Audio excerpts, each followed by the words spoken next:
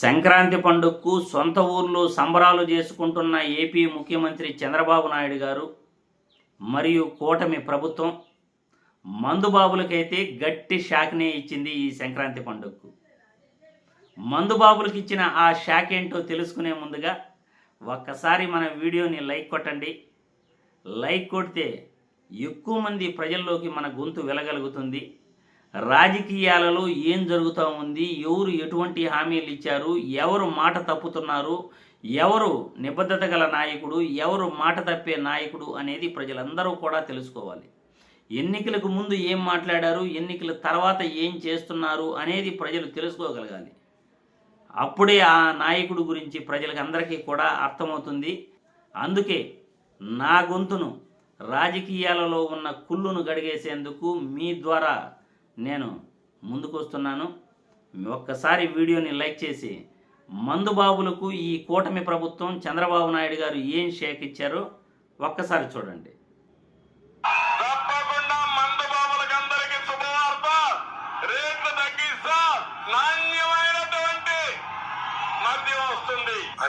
చూశారుగా, ఎన్నికలకు ముందు చంద్రబాబు నాయుడు గారు ఏం మాట్లాడారో మీరందరూ కూడా చూశారు. నాణ్యమైన మందు అందిస్తాను, రేట్లు తగ్గిస్తాను అని ప్రజలందరికీ కూడా హామీ ఇచ్చాడు. ప్రజలకు కాదు, మందుబాబులకి హామీ ఇచ్చాడు. మరి ఏం జరిగిందో ఈ సంక్రాంతి రోజు తెలుసుకోవాలిగా. చంద్రబాబు నాయుడు ఏం చేశాడో తెలుసుకోవాలిగా. ఇచ్చిన మాటను నిలబెట్టుకున్నాడా, లేకపోతే మందుబాబులకు ఎటువంటి షాక్ ఇస్తున్నాడో మీరు కూడా చూడాలిగా.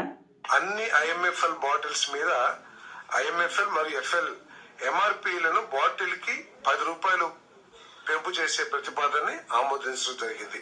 నోరు విప్పితే అబద్ధం చెప్పడం, జానీకానికి మోసం చేయడం ఆయనకి అన్నతో పెట్టినటువంటి విద్య. సాయంత్రం అయితే కోట్ల బాటలో దాంట్లో ఆపేసుకోవాలనుకుంటే ఈ దుర్మార్గుడు మిమ్మల్ని దోచేస్తున్నాడు. ఈ 10 రూపాయలు పెంచడం ద్వారా 506 కోట్ల రూపాయలు గవర్నమెంట్ కి అదనపు ఆదాయం లభించబోతా ఉంది.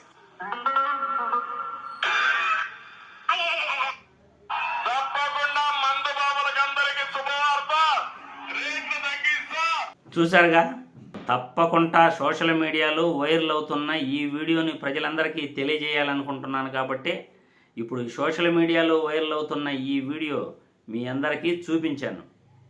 నిన్నటి నుండి ఆంధ్రప్రదేశ్ రాష్ట్రంలో మద్యం బాబులకి షాక్ తగిలింది.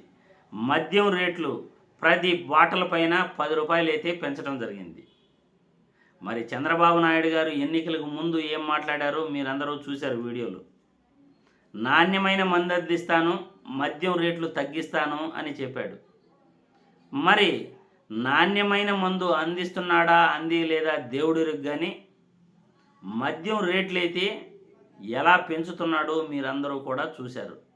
నిన్నటి నుండి ఈ మద్యం రేట్లు అఫీషియల్గా జీవో రాకపోయినప్పటికీ అనఫిషియల్గా రేట్లయితే ఈ పాటికి మద్యం షాపులన్నింటిలో కూడా పెంచేశారు.